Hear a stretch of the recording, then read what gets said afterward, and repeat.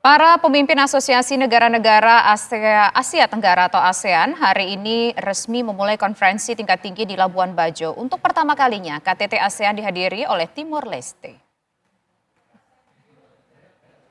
Dan yang menjadi pertanyaan, Presiden Joko Widodo Rabu pagi tadi membuka KTT ke-42 ASEAN di Labuan Bajo, Nusa Tenggara Timur. perdamaian dan pertumbuhan. Presiden mengucapkan selamat datang kepada para pemimpin ASEAN yang hadir. Secara khusus ucapan disampaikan kepada Perdana Menteri Timor Leste, Taur Matanruak. Yang mulia para pemimpin ASEAN, selamat datang di KTT ke-42 ASEAN di Labuan Bajo, Indonesia. Saya ingin menyambut Yang Mulia Datuk Seri Anwar Ibrahim, Perdana Menteri Malaysia, dan Yang Mulia Sonsai Spendon, Perdana Menteri Laos, dan juga Yang Mulia Taur Matanruak, Perdana Menteri Timor Leste. Selamat bergabung di keluarga ASEAN. Ini adalah pertama kali Timor Leste mengikuti KTT ASEAN meskipun untuk sementara masih berstatus pengamat atau observer. Dalam KTT ASEAN di Phnom Penh, Kamboja November tahun lalu, para pemimpin ASEAN pada prinsipnya sepakat untuk mengakui Timor Leste sebagai anggota ke-11 ASEAN. Presiden Joko Widodo meminta Timor Leste segera memenuhi kriteria atau tahap-tahap untuk menjadi anggota penuh ASEAN. Dari Labuan Bajo, Nusa Tenggara Timur, tim TV One mengabarkan.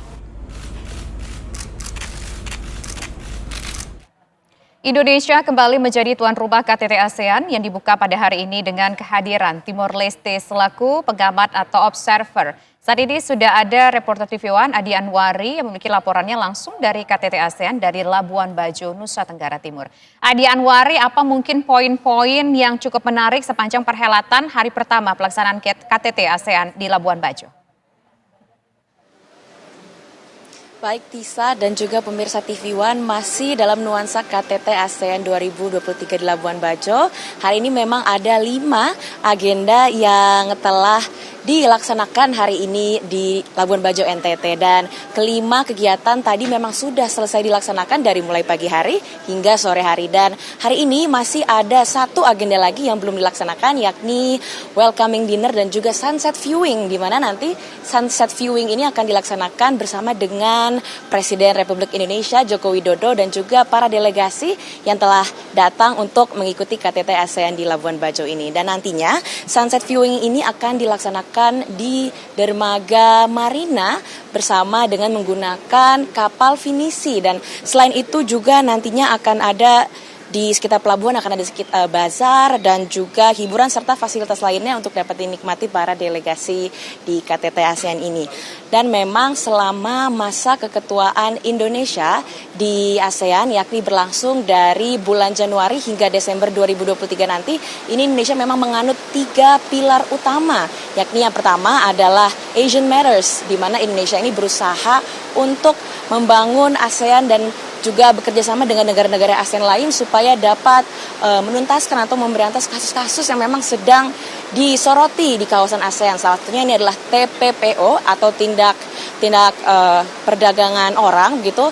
Maksud kami tindak pidana perdagangan orang, dan setelah itu juga ada isu dari pekerja migran dan juga isu-isu krusial lainnya. Dan pilar kedua yang disoroti inilah adalah epicentrum of growth, di mana Indonesia ini berusaha untuk membuat kawasan ASEAN ini sebagai kawasan yang kuat dan juga dapat disegani dalam skala dunia atau skala global. Dan yang ketiga ini ada Asian Outlook on the Indo-Pacific, di mana nantinya Indonesia akan berusaha untuk dapat bekerja sama dengan negara-negara lain di Indo-Pasifik, tidak hanya soal pertahanan ataupun keamanan, namun juga dapat mengembangkan kerjasamanya di dalam bidang ekonomi dan juga ekonomi berkelanjutan. Dan yang unik dari 5 agenda yang telah dilaksanakan hari ini adalah di agenda pleno, di mana tadi Perdana Menteri dari Timor Leste ini sempat mengutarakan pidatonya yang berisikan rasa berterima kasih dan syukur kepada negara-negara di ASEAN, khususnya ini diperuntukkan untuk Indonesia, karena memang dalam masa keketuaan Indonesia,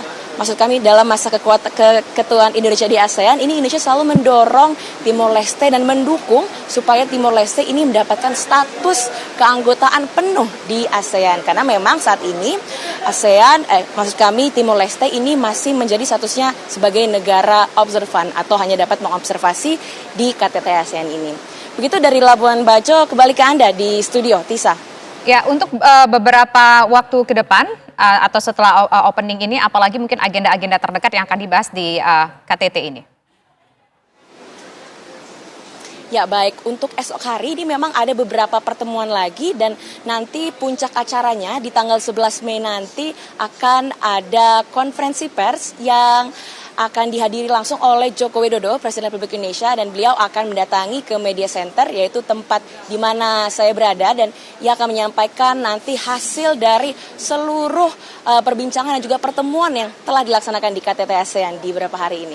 Begitu, Tisa. Baik, terima kasih Adi Anwari atas laporan Anda langsung dari Labuan Bajo, NTT, tempat diselenggarakannya ASEAN KTT pemirsa.